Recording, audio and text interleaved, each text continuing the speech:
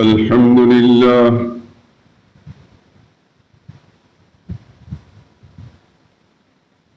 الحمد لله وحده والصلاة والسلام على من لا نبي بعده ولا رسول بعده ولا معصوم بعده أما بعد فإن خير الحديث كتاب الله وخير الهدي هدي محمد صلى الله عليه وسلم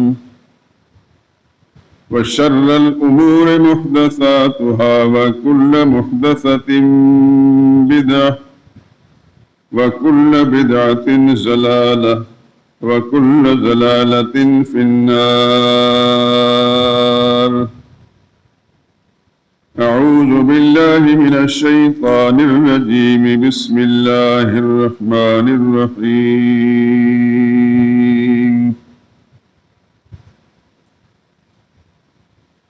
حرمت عليكم الميتة والدم ولحم الخنزير وما أهل لغير الله به والمنخنقة والموقوذة والمتردية والنطيحة وما أكل السبع إلا ما ذكيتم وما ذبح على النصب وأن تستقسموا بالأزلام ذلكم فسق. اليوم يئس الذين كفروا من دينكم فلا تخشوهم واخشون اليوم أكملت لكم دينكم وأتممت عليكم نعمتي ورضيت لكم الإسلام دينا. ومن اضطر في مخمصة غير متجانف لإثم فإن الله غفور رحيم.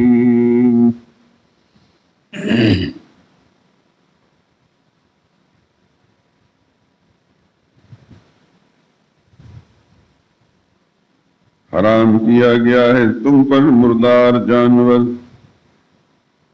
اور بہتا ہوا خون اور سور کا گوشت اور جس چیز پر اللہ کے سوا کسی اور کا نام لیا جائے اور جو جانور گلا گھٹ کر مر جائے اور جو جانور چوٹ لگ کر مر جائے اور جو گر کر مر جائے اور جو سینگ لگ کر مر جائے یہ سب حرام ہیں. اور وہ جانور بھی جس کو درندے پھاڑ کھائیں مگر جس کو تم مرنے سے پہلے ذبح کر لو اور وہ جانور بھی جو کسی آستانے پر ذبح کیے جائے اور یہ بھی کہ تم تیروں سے قسمتیں معلوم کرو. یہ سب گناہ کے کام ہیں. آج کافر تمہارے دین سے نا امید ہو چکے ہیں تو ان سے مت ڈرو اور مجھ ہی سے ڈرتے رہو. اور آج ہم نے تمہارے لیے تمہارا دین مکمل کر دیا ہے اور اپنی نعمتیں تم پر پوری کر دی تو تمہارے لیے اسلام کو بطور دین پسند کیا. ہاں جو شخص بھوک میں ناچار ہو جائے بشرطے کہ وہ کسی گناہ کی طرف مائل نہ ہو تو اللہ بخشنے والا مہربان ہے. سبحان ربک رب العزت عما یصفون سلام علی المرسلین والحمد للہ رب العالمین. درود پاک پڑھنے. اللهم صل على محمد وعلى آل محمد كما صليت على إبراهيم وعلى آل إبراهيم إنك حميد مجيد. اللهم بارك على محمد وعلى آل محمد كما باركت على إبراهيم وعلى آل إبراهيم إنك حميد مجيد.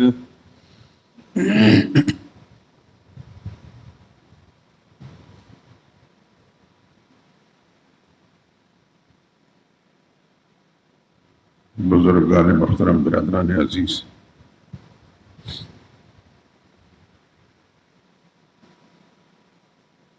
اللہ کی مہربانی سے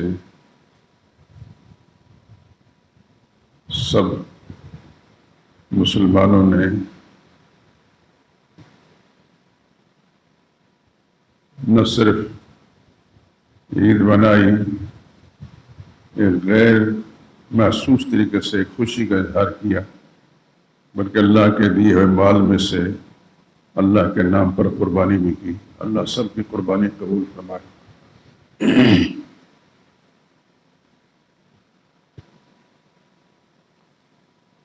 یہ قربانیاں اللہ کے نام کی نیازیں تھیں۔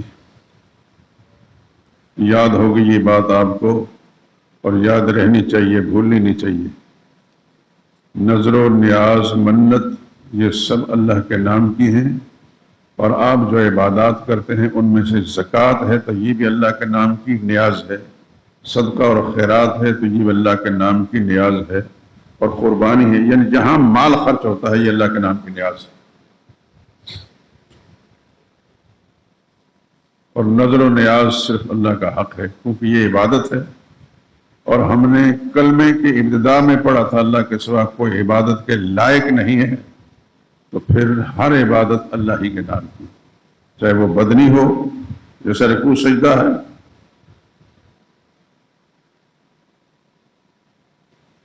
جیسے روزہ ہے، جیسے اعتکاف ہے، طواف، یہ بدنی عبادات، اور مالی عبادت زکوٰۃ کی شکل میں ہو، صدقہ و خیرات کی شکل میں ہو، قربانی کی شکل میں، یہ بھی ایک عبادت ہے۔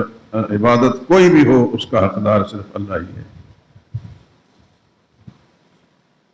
اور زبانی عبادت آپ جانتے ہیں کہ جتنی تسبیحات ہیں، اللہ اکبر، سبحان اللہ، الحمدللہ، لا الہ الا اللہ، تحلیل کی شکل میں لا الہ الا اللہ، تکبیر کی شکل میں اللہ اکبر، تحمید کی شکل میں الحمدللہ، یہ زبانی عبادت ہے۔ اور عبادت کوئی بھی ہو اس کا حقدار صرف اللہ ہے، جس نے مجھے اور آپ کو بنایا ہے، پیدا کیا ہے، جس کی دی ہوئی زندگی اور سانس ہم لے رہے ہیں، بیٹھے ہیں اسی کی زمین پر، چلتے ہیں اسی کی زمین پر، روشنی اسی کے بنائے ہوئے سورج سے حاصل کرتے ہیں، اور سردی گرمی کے موسموں کا تغیر و تبدل بھی اسی کا ہے۔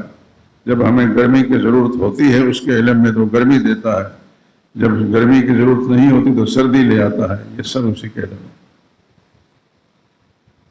ہم میں سے بہت سارے ایسے ہیں کہ انہیں احساس نہیں ہوتا اس بات کا، لیکن حقیقت یہ ہے کہ جو سمجھتا ہے، جو غور کرتا ہے، اس کو احساس ہو جاتا ہے۔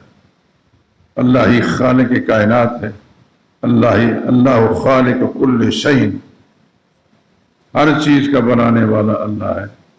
جو ہمیں نظر آتی ہے، سمجھ آتی ہے، یا تصور میں لایا جا سکتا ہے، ہر چیز اللہ ہی کی بنائی ہوئی ہے، کوئی اور ایک ذرہ بھی نہیں بنا سکتا۔ لا یخلقون یملکون مثقال ذرۃ فی السماوات والارض، لا یخلقون شیئا، ایک ذرہ بھی نہیں پیدا کر سکتے، وہم یخلقون، خود پیدا کیے ہوئے ہیں، اموات غیر احیاء، سب مردے ہیں، کوئی زندہ نہیں، وما یشعرون ایان یبعثون، نہیں جانتے کب اٹھائے جائیں گے۔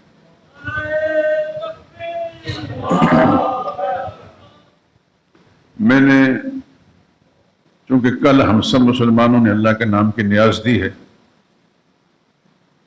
یقیناً آپ اس بات کو سمجھ گئے ہوں گے، اور اللہ کرے کہ سمجھیں، اور میں اللہ کا شکر ادا کرتا ہوں کہ میں نے کوئی موقع ضائع نہیں کیا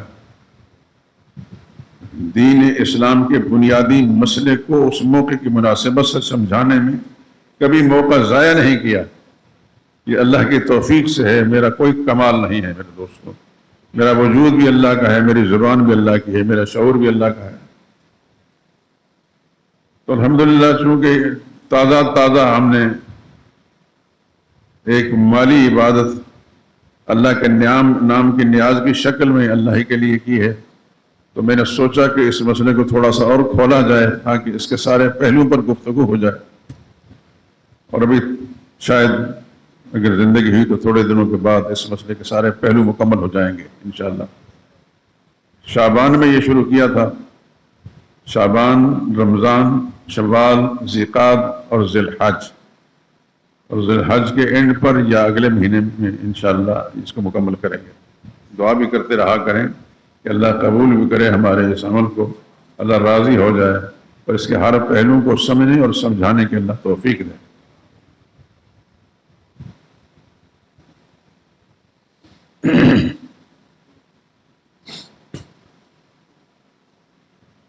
قرآن حکیم کے اندر یہ آیت جو میں نے پڑھی ہے یہ سورہ مائدہ کی آیت نمبر 3 ہے۔ اس کی تلاوت کرنے کا مقصد یہ تھا کہ اس میں بہت ساری چیزوں کا ذکر ہے، یہ بھی حرام ہے، یہ بھی حرام ہے، یہ بھی اللہ نے حرام کیا، یہ بھی حرام کی گئی، تو میں نے یہ سوچا کہ یہ ساری چیزیں جو ہیں آپ حضرات تک پہنچ جائیں۔ جس مسئلے کو میں بیان کرنے لگا ہوں اس مسئلے کے لیے قرآن کریم کے اندر 4 مقام کو اللہ تعالیٰ نے ایسا ذکر فرمایا ہے کہ ایک ہی ترتیب ہے کہ میری طرف دھیان فرمائیں۔ مسئلہ ہے نیازات کا، نظر و نیاز، قربانی نیاز تھی تو نیازات کا مسئلہ بیان کر رہا ہوں۔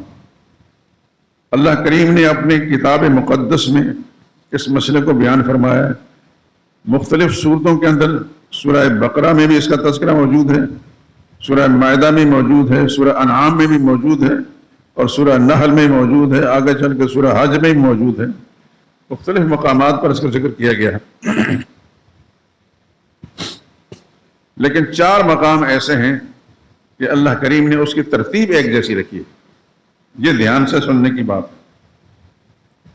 ایک مقام ہے سورہ بقرہ کا، اس کی آیت نمبر 173 ہے۔ دوسرا مقام ہے سورہ مائدہ کا، اس کی آیت نمبر 3 ہے جو ابھی میں نے پڑھی ہے۔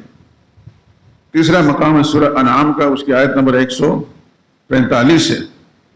اور چوتھا مقام ہے 14 پارے کی آخری سورہ، سورہ نحل، اس کی آیت نمبر 115 ہے۔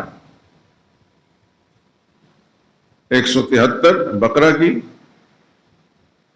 آیت نمبر 3 سورہ مائدہ کی، 145 سورہ انعام کی، اور 115 سورہ نحل کی۔ بھول نہ جائیں، اللہ آپ کے ذہنوں کو تر و تازہ رکھے۔ خصوصاً اللہ اپنی دین اور اپنی توحید کے مسئلے کے لیے اتنی صلاحیتیں اللہ آپ کو بخشے کہ آپ چلتے پھرتے اٹھتے بیٹھتے نہ صرف یہ کہ اس مسئلے سے دل و دماغ آپ کا سرشار ہو، ہر وقت یہ جذبہ ہو کہ میرا بھائی مسلمان کہلانے والا، میرا عزیز، میرا رشتہ دار، میرے گھر کے افراد، کچھ کمیاں ان کے اندر ہیں تو ان کمیوں کو اصلاح کرنے کے لیے ہر وقت آپ اس جد و جہد میں اور کوشش میں لگے رہیں، اور اللہ آپ کی کوششوں کو کامیاب کرے، اور اللہ ایسا جذبہ دے، اللہ ایسا آپ کو جذبہ دے کہ دنیا کے سارے کاموں کے ساتھ ساتھ اس کام کو نہ بھولیں۔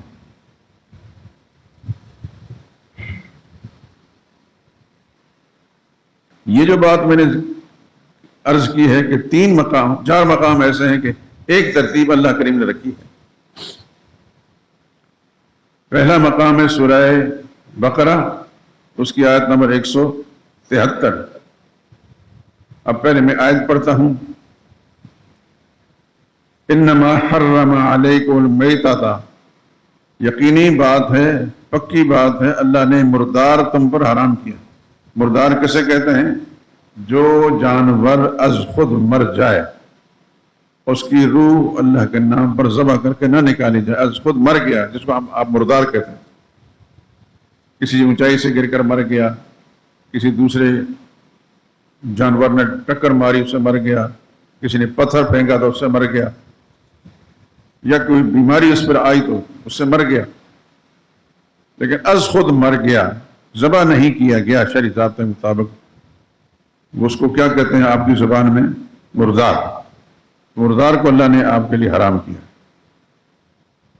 دوسری بات، انما حرم علیکم المیتۃ والدم، دم کہتے ہیں خون کو، لہو کو، جو بہتا ہوا تیز دھار مار کر خون نکلتا ہے، اس کو دم کہتے ہیں، اس کو بھی اللہ نے حرام کیا ہے۔ اس کو نہ آپ پی سکتے ہیں نہ کھا سکتے ہیں، یہ حرام بھی ہے، ناپاک بھی ہے۔ آپ کے بدن سے لگ جائے کپڑوں کے ساتھ، کپڑے بھی ناپاک، بدن بھی ناپاک۔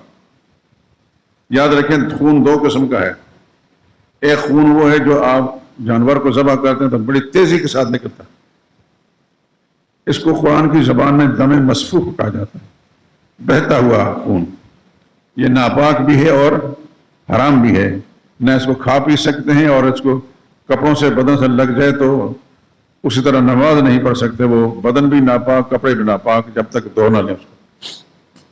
خون کی دوسری قسم وہ ہے جب کوئی گوشت تیار ہو جاتا ہے، کچھ ٹائم اس پر لگ جاتا ہے، پھر اس کے بعد آپ اس کو ٹکڑے ٹکڑے کرتے ہیں، قصاب بناتا ہے یا کوئی اور، تو اس وقت اس کی رگوں سے کچھ نہ کچھ خون نکلتا ہے۔ آپ کے پاس جب گھر میں گوشت آتا ہے تو آپ اس کو باقاعدہ دھوتے ہیں، خواتین دھوتی ہیں، کہ اس میں جو فالتو خون نظر آتا ہے وہ دھل جاتا ہے۔ یہ جو خون ہے گوشت کے ساتھ لگا ہوا، اس کا وہ حکم نہیں جو ذبح کرتے وقت خون نکلا ہے، وہ حرام بھی تھا، ناپاک بھی تھا۔ یہ اگر دھوئے بغیر اس گوشت کو کسی نے پکا کر کھا لیا تو حرام نہیں کھایا۔ یہ خون اگر آپ کے کپڑوں سے بدن کو لگ جائے اور دھوئے بغیر اگر آپ نے نماز پڑھ لی، ایسا کرنا نہیں چاہیے، لیکن بے دھیانی میں بے خیالی میں ایسا ہو گیا تو نماز ہو گیا۔ فرق سمجھ میں آ گیا آپ کو؟ خون دو قسم کا ہے، ایک دم مسفوح ہے، دھار مار کر نکلنے والا خون ہے، وہ حرام بھی ہے، ناپاک بھی ہے، اس کو نہ کھا پی سکتے ہیں، نہ بدن کے یا جسم کے کپڑے کو لگا ہوا اس کے ساتھ نماز ادا کر سکتے ہیں۔ دوسرا خون وہ ہے جو گوشت آپ کے گھر میں آتا ہے کچھ ٹائم کے بعد، جب قصاب سے لائیں یا آپ قربانی کرنے کے بعد گھر میں جائیں، اس وقت جب اس گوشت کو آپ ہلاتے ہیں یا اس کی بوٹیاں بناتے ہیں، اس کے ساتھ کچھ خون ہوتا ہے، اس کو ہلانے سے اس کے رگوں میں سے کچھ خون نکلتا ہے۔ اس خون کا وہ حکم ہے جو شروع میں نکلا ہے، جو شروع میں نکلا ہے اس کو آپ کی زبان میں کیا کہتے ہیں؟ قرآن کی زبان میں دم مسفوح۔ دم کا معنی خون، مسفوح کا معنی جو تیزی کے ساتھ دھار مار کر نکلتا ہے۔ تو قرآن کریم کی اس آیت کے اندر دوسرے نمبر پر اس دم کو فرمایا، اللہ نے مردار حرام کیا ہے، دم یہ خون حرام کیا ہے۔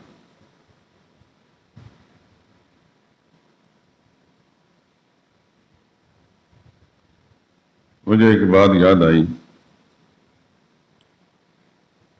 اللہ اکبر، ہمارے بہت سارے مسلمان ہیں تو خاندانی طور پر مسلمان ہیں، ماں باپ مسلمان کہلاتے تھے، لیکن افسوس کہ اسلام کو سمجھے نہیں۔ آپ کے علم میں ہے بہت سارے لوگ کوئی نیا مکان بناتے ہیں، نئی بلڈنگ بناتے ہیں، اس کی بنیادیں جب کھودتے ہیں تو بنیادوں میں کوئی بکرا ذبح کر کے اس کا خون ڈالتے ہیں، ہے کہ نہیں؟ اچھا یہ بتائیں کہ آپ کے سامنے جب یہ کام ہوا، کب بھی ہوا؟ رشتہ داروں نے کیا یا مالے داروں واقف کاروں نے کیا؟ کبھی آپ نے اس کے بارے میں سوچا کہ یہ کام اچھا ہو رہا ہے یا غلط؟ غلط اگر ہوگا تو پھر ہماری ذمہ داری کو ٹوکنا بھی چاہیے کہ آپ غلط کر رہے ہیں، مال آپ کا ہے، میرا نہیں، لیکن آپ دو کام غلط کر رہے ہیں۔ ایک تو یہ کہ اللہ کے سوا کسی اور کی تعظیم پر کر رہے ہیں، اس سے آپ کا عقیدہ خراب ہو گیا۔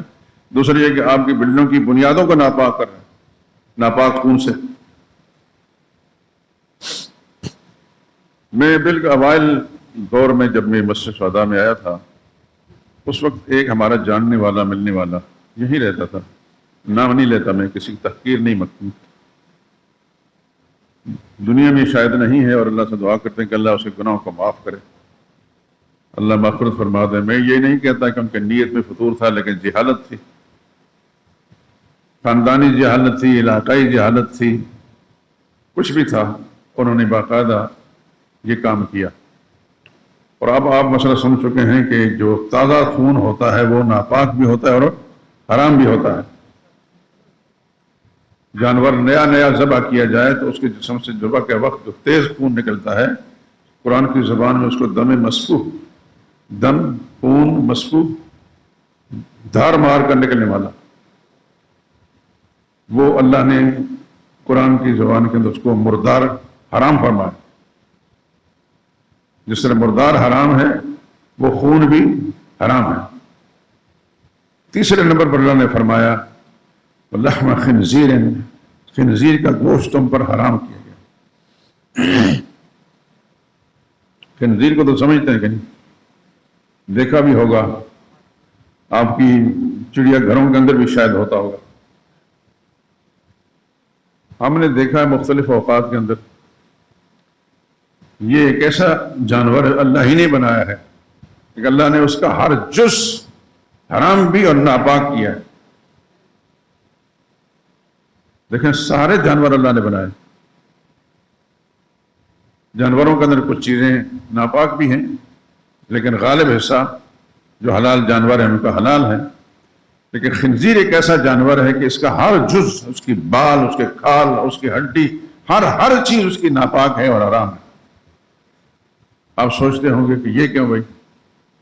یہ تو میں اللہ سے نہیں پوچھ سکتا، میرے پاس کوئی اختیار نہیں کہ میرے اللہ نے اس کو، اللہ ہی نے بنا کر اس کو اتنا ناپاک اور اتنا حرمت اس میں کیوں جمع کر دی ہے؟ تو خنزیر کیا ہے؟ اس کا گوشت کا ذکر کیا ہے، اس کی ہڈی بال کھال کا ذکر نہیں کیا کہ کسی جانور کے اندر مقصودی حصہ کیا ہوتا ہے؟ گوشت ہوتا ہے. تو اللہ نے فرمایا کہ گوشت بھی حرام ہے. تو جب گوشت حرام ہے تو باقی چیزیں بدلی کے اولا حرام ہے. جتنے باقی حلال جانور ہیں ان کا گوشت حرام نہیں کیا اللہ نے، الا یہ کہ وہ جانور مردار ہو جائے تو پھر گوشت اس کا حرام ہو گیا. ورنہ لیکن میں گائے آپ ذبح کرتے ہیں، کل ذبح کی ہے اللہ قبول فرمائے، بکری ذبح کرتے ہیں، دمبا ذبح کرتے ہیں، بھیڑ ذبح کرتے ہیں، بھینس ذبح کرتے ہیں، اس میں غالب حصہ جو ہے گوشت ہوتا ہے. یہ کچھ جانور ایسے ہیں ان کا دودھ بھی نکالتے ہیں، دودھ بھی پیتے ہیں، لیکن گوشت جب ذبح کرتے ہیں تو گوشت ہی مقصود ہوتا ہے. لیکن یہ جو جانور ہیں مثلا گائے، بیل، بھینس، بکری، اس کے بالوں سے بھی انسان فائدہ اٹھا سکتا ہے، کھال سے تو اٹھاتا ہی ہے. کھالیں کل بکی کہ نہیں بکی؟ سارے چوڑا منڈی میں مسلمانوں کی قربانیوں کی، آخر اس سے فائدہ اٹھایا جائے تبھی تو لوگ خریدتے ہیں. آپ جو جوتے بناتے ہیں تو جوتوں کے اندر بھی کھال استعمال ہوتی ہے. بعض جانوروں کے جسم پر اون ہے، جیسے دمبا بھیڑ ہے، اس کو اون سے کتنے فائدے اٹھاتے ہیں. اللہ نے ان کو حرام نہیں فرمایا، ان کی ہڈیوں سے فائدہ اٹھاتے ہیں. کل ہی آپ نے جانور ذبح کیے تو اس کے پائے، بھیڑ بکری ذبح کی ہیں تو ان کے پائے، گھروں کے اندر خواتین نے کہا فلاں چیز لاؤ، ان کو اپنے موقع پر ان کو تیار کریں گے، کھائیں گے، اس میں فائدہ ہے، جسمانی صحت اس کے ساتھ وابستہ ہے. خنزیر کا گوشت کا ذکر کیا اللہ پاک نے، کسی اور جانور کا نہیں. خنزیر کا گوشت حرام ہے، یعنی اس کے ہر چیز حرام ہے، کیونکہ جانور میں مقصودی حصہ گوشت ہوتا ہے. تو گوشت حرام ہے تو پھر باقی کی چیز کیا رہے گی؟ کتنی چیزوں کا ذکر ہو گیا؟ 3 کا.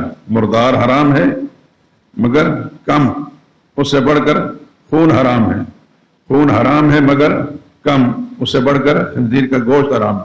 یہ ترتیب ہے قرآن کی. 3 چیزوں کا ذکر کر دیا. اب آخری چیز ہے، اس کو دماغی وسعت کے ساتھ سنیے اور سمجھیے. یہی اصل مسئلہ ہے بیان کرنے کا مقصد، اور وہ ہے ما اہل بہ لغیر اللہ.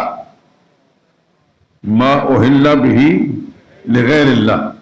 یہ چاروں مقام میں اللہ نے اپنی کتاب مقدس میں، سورہ بقرہ میں آیت نمبر 173، سورہ مائدہ میں آیت نمبر 3، سورہ انعام میں آیت نمبر 145 اور سورہ نحل کی آیت نمبر 115، 3-4 دفعہ میں یہ ذکر کر چکا ہوں، بھولنی نہیں چاہیے آپ کو. اللہ کرے کہ آپ کا اتنا استحضار ہو کہ آپ اسی جذبے سے سرشار ہوں، جہاں جائیں اللہ کا یہ پیغام سنائیں، نہ صرف کہ اپنا عقیدہ ٹھیک ہو، اپنے گھر والوں کا، اپنے عزیزوں دوستوں کا، رشتہ داروں کا ٹھیک ہو، غیر متعلقین جو ہیں ان تک بھی اللہ کا یہ پیغام پہنچائیں اور اپنی اللہ کے دی ہوئی صلاحیتوں کو استعمال کر کے ان دل دماغ میں بٹھائیں۔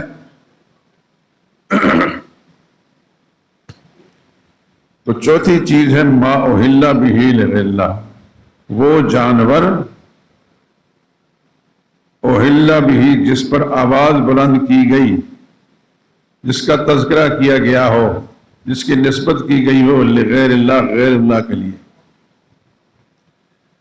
جس کو غیر اللہ کے تقدس، اس کی عظمت کی خاطر ذبح کیا گیا ہو، وہ ما اہل بہ لغیر اللہ، یعنی دوسرے لفظ میں غیر اللہ کی نظر و نیاز، اپنی زبان میں بات کر رہا ہوں، جو غیر اللہ کے نیاز کے طور پر مانا گیا ہو وہ کیا ہے؟ حرام ہے۔ لیکن میں نے یہ جو ترتیب آپ کو بتائی کہ سب سے پہلے اللہ نے مردار کا ذکر فرمایا، پھر لہو کا ذکر فرمایا، پھر خنزیر کے گوشت کا ذکر فرمایا، پھر غیر اللہ کی نیاز کا ذکر فرمایا۔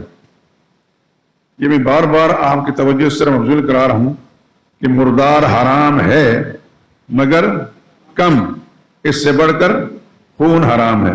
کیوں؟ کہ ایک جانور جو مردار ہو گیا، کیوں مردار ہوا؟ ایک بکری حلال تھی، از خود مر گئی، کیوں مر؟ اس لیے کہ وہ جس خون نے اس کے جسم سے نکلنا تھا، وہ خون جسم میں بند ہو گیا، اس نے اس کو حرام کر دیا، مردار کر دیا۔ تو معلوم ہوا کہ وہ مردار حرام تو ہے مگر کم ہے، اس لیے کہ اس سے بڑھ کر خون حرام ہے جس نے اس کو مردار کیا۔ بات سمجھ میں آئی کہ نہیں آئی؟ اگر میں یہ کہوں کہ آپ اللہ کا شکر ادا کریں کہ آج کے اس دور کے اندر میرے جیسے ناکارہ ناآل سے آدمی کی زبان سے یہ مسئلہ سمجھنے کی تو اللہ آپ کو توفیق دے رہے، کچھ پتہ نہیں اگلی گھڑی کا، آگے کیا ہوگا، اگلے مہینے کیا ہوگا، اگلے سال کیا ہوگا، کچھ پتہ نہیں۔ میں نے جن اساتذہ کے جوتوں میں بیٹھ کر یہ مسئلہ سمجھا تھا، آج وہ اس دنیا میں نہیں ہے۔ یاد کرتا ہوں تو دل جلتا ہے۔ میرے جیسے ہزاروں لاکھوں انسانوں نے مسئلہ سمجھا، میں بھی نہیں ہوں گا میرے دوستوں۔ اللہ سے دعا ہے کہ اللہ اس مسئلے کو آپ کو سمجھنے کی توفیق دے اور اتنی صلاحیتیں دے کہ آپ ہر جگہ وہی کام کر سکیں جو میں کرتا ہوں۔ میرا ذاتی کمال نہیں ہے، کوئی خوبی نہیں، میں ایک ناکارہ قسم کا، ادنا قسم کا مسجد کا خادم ہوں۔ کافی عرصہ گزر چکا ہے اس مسجد میں،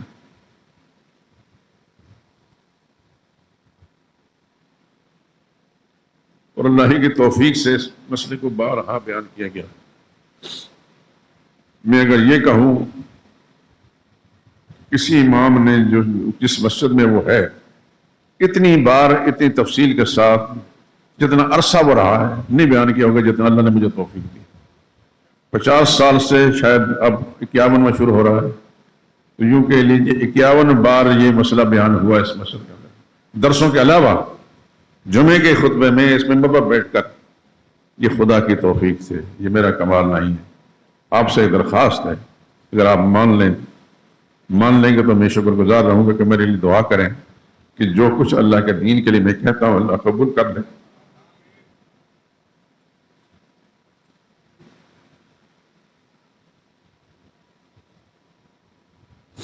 جب تک زندگی ہے اللہ اپنے دین کے اساسی اور بنیادی مسئلہ، سارے مسئلے بھی دین کے ہیں لیکن یہ بنیادی مسئلہ جو ہے اس کو بیان کرنے کی اور سمجھانے کی توفیق دے۔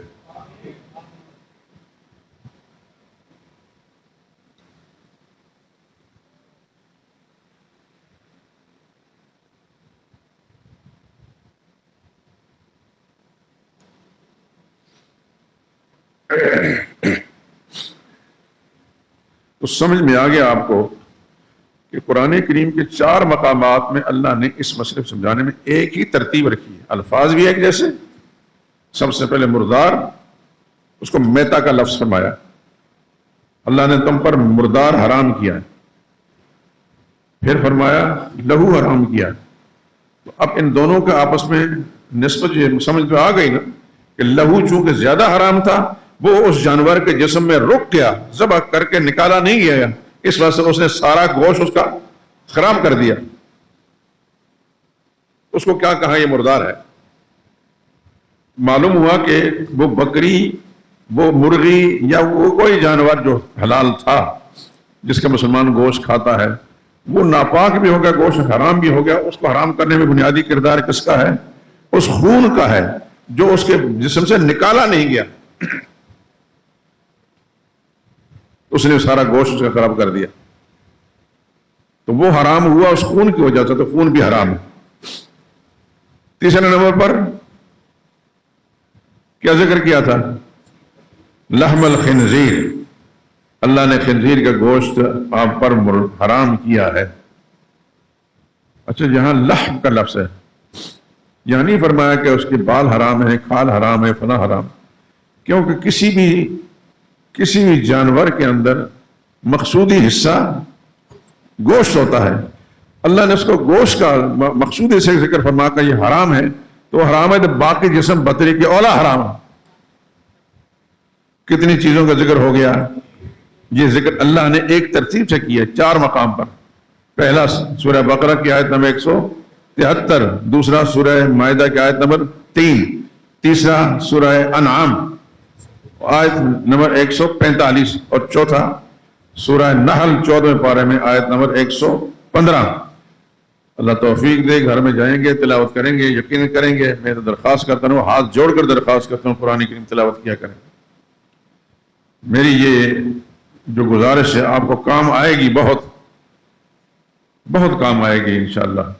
ہو سکتا ہے اگلے عالم میں پہنچ کر وہاں بھی اللہ تعالیٰ میرے لیے دعائیں کرائیں آپ سے. تو 3 چیزوں کا ذکر ہو گیا، میتا مردار، لہو یہ حرام ہے، خنزیر کا گوشت حرام ہے. چوتھے نمبر پر ما اوہلا، وہ چیز یا وہ جانور، اوہلا آواز بلند کی گئی، ذکر کیا گیا اس کا، لغیر اللہ، غیر اللہ کے لیے. اب اس لفظ، یہ تو عربی کا لفظ ہے، اس کو میں اپنی زبان میں آپ کو سمجھاتا ہوں. وہ جانور، وہ حلال جانور جو غیر اللہ کا نامزد کر دیا گیا، یعنی اس کی نیاز کے طور پر مقرر کر دیا گیا، اس کی نظر اور نیاز کے طور مقرر کر دیا، وہ بھی حرام ہے. ہمارے اساتذہ فرمایا کرتے تھے کہ یہ ترتیب کیوں رکھی؟ مردار حرام ہے مگر کم، اس سے بڑھ کر لہو حرام ہے، لہو حرام ہے مگر کم، اس سے بڑھ کر خنزیر کا گوشت حرام ہے. یہ ترتیب بتا رہی ہے، ترقی من الادنا الی الاعلی ہے، ادنا سے اوپر کی طرف جا رہے ہیں. یہ تینوں چیزیں حرام ہیں، تین سے بڑھ کر غیر اللہ کے نام کی نیاز حرام ہے. اب ایک بات اور ذہن نشین کر لیں، اچانک ذہن میں آ گئی، خدا قبول کر لے. آپ نے مردار، جو جانور مردار ہوا تھا، کھا لیا، گناہ تو ہوا ہے، لیکن ایسا گناہ نہیں جو ناقابل معافی. آپ معافی اللہ سے مانگیں گے، فوراً اللہ معاف کر دیں گے. اور فرض کرو ایسی شکل میں آپ تھے کہ سخت بھوک لگی ہوئی تھی، کھانے کے لیے کوئی حلال چیز دستیاب نہیں تھی، کسی ایسی جگہ میں آپ تھے، اس وقت وہ مردار جو ہوا ہے کھا لیا، اس پر اللہ کے ہاں پکڑ نہیں. مسئلہ سمجھ میں آ رہا ہے کہ نہیں آیا؟ یہ اللہ نے دل میں بات ڈالی ہے. اور اگر بات نہ سمجھ آتا کسی بڑے مفتی اعظم سے پوچھ لیں، انشاءاللہ العزیز وہی کہے گا جو کہ قاضی یونس سے کہتا ہے کہ کوئی آدمی مجبور ہو گیا، کسی کے پاس حلال چیز کھانے پینے کے نہیں ہے، حاصل نہیں کر سکتا، صرف مردار بکری کا گوشت پڑا ہے یا مرغی پڑی ہوئی ہے کوئی اور، اس وقت اپنی زندگی کو برقرار رکھنے کے لیے وہ آدمی اس مردار کو کھا سکتا ہے. اس پر خدا کے ہاں کوئی پکڑ نہیں.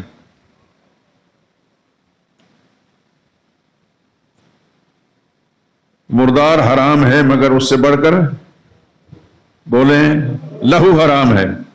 لہو وہ جو دھار مار کر نکلتا ہے، تیز تیز جب ذبح کرتا ہے جانور کو تو تیزی کے ساتھ نکلتا ہے، اس کو دم مسفوح کہتے ہیں قرآن کی زبان میں. تو وہ حرام ہے، مردار سے بڑھ کر حرام ہے، اس لیے کہ اسی نے مردار کیا اس کو. اور اسی طرح مسئلہ سمجھے کہ کسی آدمی، کوئی آدمی ایسی شکل میں ہے کہ بہت بھوک لگی ہے، اس کے پاس کوئی حلال چیز کو نزدیک حاصل کرنے کے نہیں ہے، سوائے اس کو معلوم ہے کسی کا وہ دم مسفوح، وہ خون پڑا ہوا، کسی برتن میں کسی کے پاس موجود ہے. اپنی زندگی کو بچانے کے لیے اس خون کو پیا سکتا ہے اور حرام نہیں، اس پر یہ کوئی اللہ کا پکڑ نہیں ہوگی. زندگی بچانے کے لیے خدا نے اجازتیں دی ہیں. بات سمجھ میں آ گئی؟ اب تیسرے نمبر پر کون سی چیز حرام ہے؟ خنزیر کا گوشت. اس کے لیے بھی اگر کوئی آدمی اتنا مجبور ہو جائے، اتنا مجبور ہو جائے کہ کوئی حلال چیز کو کہیں دور دور کہیں معلوم نہیں، اور زندگی ایسی ہے کہ پھر اندیشہ ہے کہ روح نہ نکل جائے اس بھوک سے، تو شریعت اگرچہ وہاں کوئی ہمت والا ہے تو جان دے دے خدا کے سبب خنزیر نہ کھائے، لیکن اس پر حرام نہیں ہو، اس پر ایسی شکل کے اندر وہ خنزیر کا گوشت کھا کر زندگی بچا سکتا. مسئلہ سمجھ میں آ گیا؟ میں مفتی تو نہیں ہوں لیکن مفتیوں کے قدموں میں بیٹھا ہوں. اب چوتھی چیز رہ جاتی ہے ما اہل لغیر اللہ بہ، ما اہل بہ لغیر اللہ. سورہ بقرہ میں ما اہل بہ لغیر اللہ ہے، اور سورہ مائدہ، انعام اور النحل کے اندر ما اہل لغیر اللہ بہ آخر میں ہے. دونوں معنی میں کوئی فرق نہیں. جو چیز، جو حلال چیز، جو بکری، جو مرغی یا گوشت یا چاول کی دیگ غیر اللہ کے نامزد کے دل میں خیال کہ فلاں حضرت صاحب کے نیاز ہے، فلاں حضرت صاحب کی نیاز ہے، اور بالکل تازہ تازہ خوشبو اٹھ رہی ہے، پکی ہوئی ہے، اس کی خوشبو سونگھ کر دل کرتا ہے اس کو کھاؤں. لیکن دوسرا پہلو یہ ہے کہ وہ غیر اللہ نام کی نیاز ہے. تو ان چیزوں کو کھانے سے ایمان کی بنیاد پر ضرب نہیں لگی. مردار کو کھانے سے، لہو پینے سے، خنزیر کا گوشت کھانے، اس لیے کہ کھاتے وقت انسان کے دل میں نفرت ہوتی ہے کہ نہیں ہوتی؟ کسی مردار کو کھا رہا ہے، خوشی سے کھا رہا ہے، یا اس کو پسند کر کے کھا رہا ہے، یا لہو کو خوشی کے ساتھ پی رہا ہے، یا اس کو لذیذ سمجھ کر پی رہا ہے، مجبور ہو کر پی رہا ہے. خنزیر کا گوشت اگر کھا رہا ہے تو اس کے ساتھ اس کو عقیدت و محبت ہے نہیں، وہ خنزیر ہے اس وقت. لیکن جب تازہ دیگ پکی ہو، خوشبوئیں نکل رہی ہو اس سے، اور بھوک بھی ہے، تو اس وقت اس کو جو کھائے گا نفرت سے نہیں کھائے گا، رغبت سے کھائے گا. ایسا ہے کہ نہیں؟ آپ سمجھتے ہیں اس بات کو؟ حالانکہ یہ ان تینوں چیزوں سے زیادہ حرام ہے، ان تینوں چیزوں سے زیادہ حرام ہے. اور پھر اس کو کھاتے وقت اگر مجبوری کے تحت کھا بھی لے لیکن اس میں رغبت پیدا ہوگی. ان تینوں چیزوں کو کھاتے وقت رغبت نہیں تھی، اس کو رغبت پیدا ہو رہی ہے، تو یہاں ایمان کی بنیادیں جو ہیں، ایمان کی بنیادیں خراب ہونے کا اندیشہ ہے. اللہ کرے کہ بات سمجھ میں آ گئی ہو. چپ چپ تو آپ ہیں، ہو سکتا ہے کہ ناراض ہوں. اللہ اپنی رحمت کے ساتھ آپ کو استقامت علی الدین نصیب فرمائے، دین کا سچ اور حق جو ہے سمجھنے کی اور اس پر عمل پیرا ہونے کی توفیق دے. اور اللہ نے مجھے جو توفیق دی ہے اللہ راضی ہو جائے. میرا اس کے اندر کوئی ذاتی کمال نہیں، اس کی مہربانی ہے. اساتذہ کی محنت ہے، ان کی جوتوں میں بیٹھا ہوں، ان کی محنت ہے، اور اللہ نے جذبہ ایسا دیا ہے کہ اس مسئلے کو میں بارہا بیان کر چکا ہوں، جو اللہ کی توفیق ہے. اور مجھے کچھ یاد پڑتا ہے کہ یہ 50 سال میں 50 مرتبہ سے زیادہ اس مسئلے کو بیان کر چکا ہوں درسوں کے علاوہ. تو غیر اللہ کے مردار، آپ ترتیب یوں سمجھ، مردار حرام ہے کم، اس سے بڑھ کر لہو حرام ہے، لہو حرام ہے کم، اس سے بڑھ کر خنزیر کا گوشت حرام ہے، خنزیر کا گوشت حرام ہے کم، اس سے بڑھ کر غیر اللہ کے نام کی نیاز حرام ہے. یہ خنزیر کا گوشت کھاتے وقت اس کے ساتھ رغبت نہیں پیدا ہوگی، اور غیر اللہ کے نام کی نیاز کی دیگ جب کھائیں گے اس کی لذتوں کو احساس کر کے اس کے ساتھ رغبت پیدا ہوگی، جبکہ اس کی بنیاد کے اندر شرک کا نظریہ آ چکا ہے، کفر کا نظریہ آ چکا ہے، وہ ایمان کی بنیادوں کو تباہ برباد کر دے گا. یہ تو تمہیدی گفتگو کی ہے. فقہا کی عبارتیں، فقہاء کرام اللہ تعالیٰ کو جزائے خیر تھا، فتاویٰ کتابیں، مفسرین کی کتابوں کے حوالے ابھی میں نے نہیں دیا آپ کو، میں تو اس کی بنیاد مسئلہ سمجھا رہا ہوں آپ کو کہ مسئلہ سمجھ میں آ جائے تو پھر اگلی باتیں بھی صحیح سمجھ میں آ جائیں گی. اتنی بات آپ ذہن نشین فرما لیں کہ قرآن کریم نے اس مسئلے کو بڑا زور دے کر بیان کیا. یہ تو آپ جانتے ہیں قرآن کریم میں اللہ نے سب سے بڑا گناہ شرک کو قرار دیا ہے کہ نہیں؟ ان اللہ لا یغفر ان یشرک بہ، اللہ معاف نہیں کرے گا اس بات کو کہ خدا کا کسی کو شریک بنایا جائے. وَيَغْفِرُ مَا دُونَ ذَلِكَ لِمَن يَشَاءُ، اس کے علاوہ جس کو چاہے کہ اللہ معاف کر دے. یہ مسئلہ سمجھ میں آیا؟ تو ہر وہ چیز جو شرک کے ساتھ اس کے ساتھ تعلق ہے وہ اللہ کو سب سے زیادہ ناپسند، اللہ کو سب سے زیادہ ناپسند ہے. اس دن بھی اشارہ کیا تھا امام احمد بن حنبل. امام احمد بن حنبل یہ کون ہیں؟ بہت بڑے فقیہ ہیں، بہت بڑے فقیہ ہیں، حنبلی مذہب کے بانی. اب اس وقت عرب دنیا میں غالب مثلا سعودی عرب ہے، حنبلی مذہب چلتا ہے. یہ جو مشرق وسطیٰ کے دیگر علاقے ہیں ان کے اندر غالب حیثیت حنبلی مذہب کی ہے. یہ کون ہیں؟ میں تھوڑی ترتیب بتا دیتا ہوں.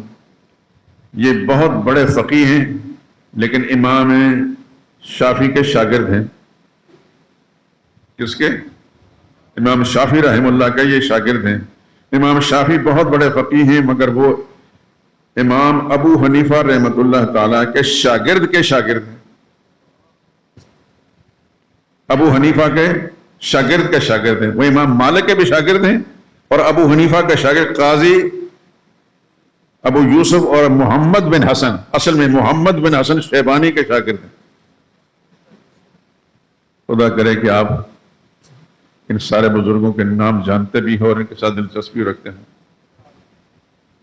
مجھے دکھ کے ساتھ یہ کہنا پڑتا ہے، دکھ کے ساتھ خدا کی قسم قرآن پر میرے ہاتھ رکھیں کہ ہمارا مسلمان ایکٹروں کو خوب جانتا ہے، ایکٹرسوں کو جانتا ہے، بلے مارنے پھینکنے والے اور ہاکی کھیلنے والے کو خوب جانتا ہے، لیکن نہیں جانتا تو نبی کریم صلی اللہ علیہ وسلم کے پیاروں صحابہ کرام کو نہیں جانتا. ایک عام مسلمان سے اگر پوچھا جائے کہ رسول اللہ صلی اللہ علیہ وسلم کی ازواج مطہرات، نبی کے گھرانے کے افراد کا نام ذرا بتا دیں، نہیں بتائے گا. نبی کریم صلی اللہ علیہ وسلم کو صاحبزادوں کا نام الگ ترتیب بتائیں، نہیں بتائے گا. صاحبزادیوں کا نام الگ ترتیب بتائیں، نہیں بتائے گا. کہاں کہاں ان کا نکاح ہوئے، نہیں بتائے گا. لیکن یہ جو ناچنے گانے والے ان کے نام بھی کیا رکھے ہیں؟ کیا نام ہے ان کا؟ کچھ نام تو رکھے. اداکار نہیں، فنکار. فنکار جو گانے والے ہیں یا گانے والیاں ہیں یہ کیا ہیں؟ فنکار.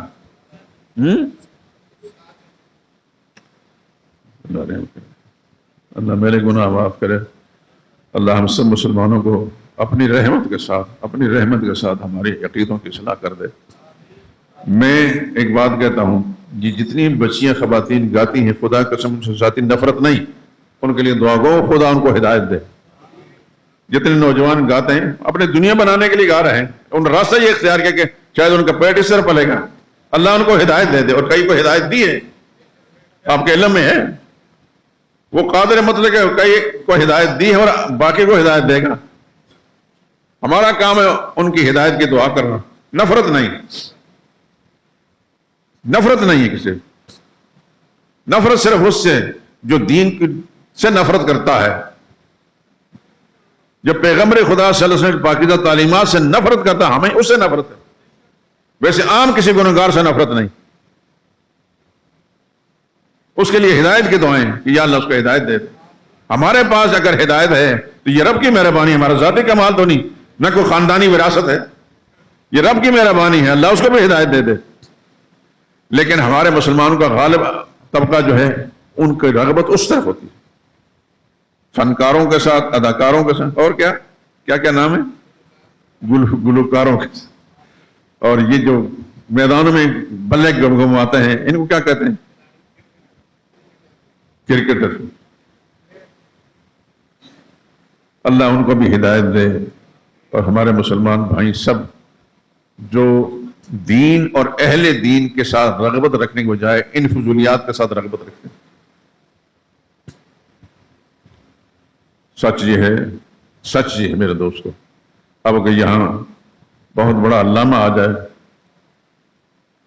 مثلا اس وقت ایک پاکستان کا عالم ہے مولانا تقی عثمانی، کراچی میں ہوتے ہیں، اللہ تعالیٰ ان کو سلامت رکھے.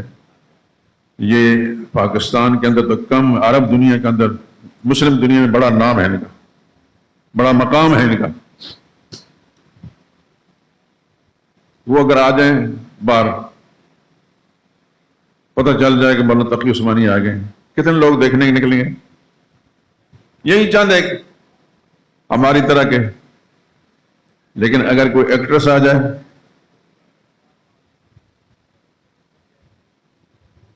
انڈیا کی ہو یا پاکستان کی، تو کیا مرد و زن سب کے سب اس کے چہرہ انور کی جھلک دیکھنے کے لیے. یہ ہے ہماری ایمانی کمزوری. دوستو، میں اپنی کمزوریوں کا ذکر کر رہا ہوں کہ ہماری رغبتیں ان کے ساتھ ہیں، اسی لیے ہمیں صحابہ کرام کا کچھ پتہ نہیں، اسی لیے ہمیں نبی کریم صلی اللہ علیہ وسلم کے خاندان کا کچھ پتہ نہیں.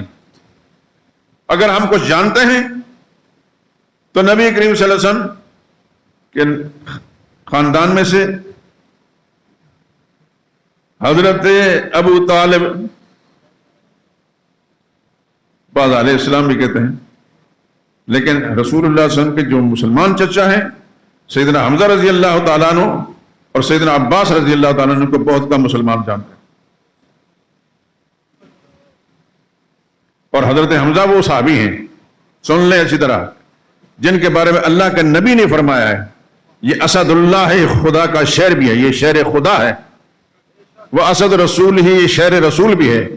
اور فرمایا سید الشہداء، شہیدوں کا سردار بھی ہے. تین باتیں رسول اللہ صلی اللہ علیہ وسلم نے حضرت حمزہ کے بارے میں فرمائی. سارے ساتھی سمجھ میں آ رہے ہیں میری جو میں بول رہا ہوں، میں کیا سمجھا رہا ہوں؟ کہ شیر خدا کون ہے؟ سیدنا حمزہ ہیں. پاکستانیوں نے شیر خدا کون بنایا ہے؟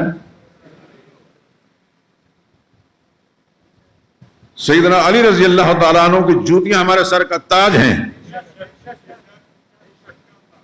ان کی تلووں کے ساتھ لگی ہوئی جو ذرات ہمارے سرمۂ بصیرت ہیں. لیکن وہ مقام جو رسول اللہ نے حضرت حمزہ کو دیا ہے حضرت علی کو نہیں دیا.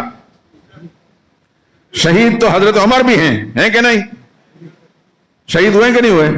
ان کو سید شہداء نہیں فرمایا. سیدنا عثمان شہید ہوئے کہ نہیں ہوئے؟ ان کو سید شہداء نہیں فرمایا. جس کو فرمایا وہی سید الشہداء ہے. میری دلچسپی کسی اور طرف ہو، فرض کرو آپ کی دلچسپی کسی اور طرف ہو یا کسی اور کی دلچسپی کسی اور طرف ہو، ان دلچسپیوں کی کوئی قیمت نہیں. بات وہی سچ ہے جو محمد مصطفیٰ صلی اللہ علیہ وسلم نے فرمائی ہے. سید الشہداء، شہیدوں کا سردار کون ہے؟ سیدنا حمزہ ہیں رضی اللہ تعالیٰ عنہ. اور شیر خدا کون ہے؟ سیدنا حمزہ ہیں رضی اللہ تعالیٰ عنہ. شیر رسول کون ہے؟ سیدنا حمزہ ہیں رضی اللہ تعالیٰ عنہ. سیدنا حمزہ کون ہے؟ رسول اللہ صلی اللہ علیہ وسلم کے چچا ہے.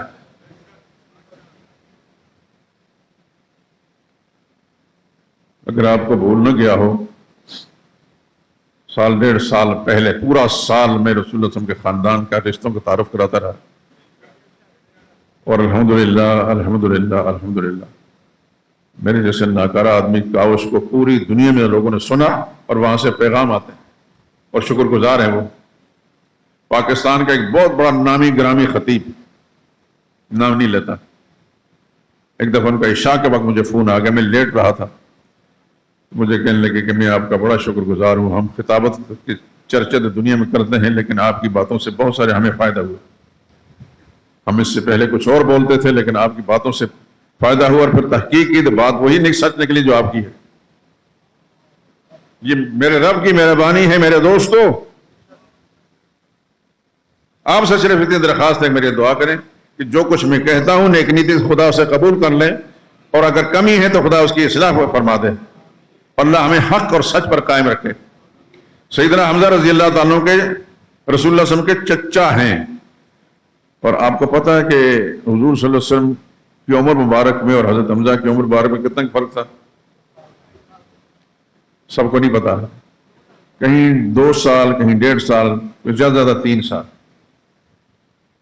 حضرت حمزہ بڑے تھے، سیدنا عباس چھوٹے تھے. دوسری بات، میں صرف اشارہ کرتا ہوں، بات پھر کروں گا. یہ دونوں رسول اللہ صلی اللہ علیہ وسلم کے چچا بھی تھے اور رسول اللہ صلی اللہ علیہ وسلم کے ہم زلف بھی تھے. بات ہے یاد کہ جو میں پہ بیان کر چکا ہوں. سیدنا عباس رضی اللہ تعالیٰ عنہ کی جو اہلیت محترمہ تھی لبابۃ الکبریٰ، وہ اور نبی کریم صلی اللہ علیہ وسلم کی زوجہ مطہرہ حضرت زینب بنت خزیمہ، یہ دونوں بہنیں تھیں. حضرت حمزہ رضی اللہ تعالیٰ عنہ کی زوجہ مطہرہ وہ بھی انہی کی بہن تھی. تو حضور صلی اللہ علیہ وسلم کے یہ چچا بھی تھے اور ہم زلف بھی تھے. بلکہ سیدنا علی رضی اللہ تعالیٰ عنہ رسول اللہ صلی اللہ علیہ وسلم کے داماد بھی تھے، چچا زاد بھی تھے، اور ہم کیا کہوں میں ہم زلف بھی تھے. رسول اللہ کے داماد تھے، یعنی سیدہ فاطمہ رضی اللہ تعالیٰ عنہ ان کے نکاح میں تھی. حضرت جعفر بن ابی طالب، کتنا ٹائم ہے؟ ٹائم ہو گیا. جعفر جانتے ہیں کون ہے؟ سیدنا علی رضی اللہ تعالیٰ عنہ کے بڑے بھائی تھے، ان سے 10 سال بڑے تھے. سیدنا علی سے عمر میں 10 سال بڑے تھے، اور ان سے بڑے بھائی حضرت عقیل 10 سال بڑے تھے. یہ تینوں بھائیوں کی عمر میں 10 سال فرق ہے. تو حضرت جعفر بن طالب جب شہید ہوئے، ان کی زوجہ مطہرہ، ان کا نام تھا اسماء بنت عمیس. ان کی شہادت کے بعد ان کے ساتھ نکاح کس نے کیا؟ حضرت ابوبکر صدیق نے. تو ابوبکر صدیق رضی اللہ تعالیٰ رسول اللہ صلی اللہ علیہ وسلم کے سسر بھی تھے اور ہمزل بھی تھے. ابوبکر صدیق کی وفات کے بعد پھر ان کے ساتھ نکاح حضرت علی نے کیا.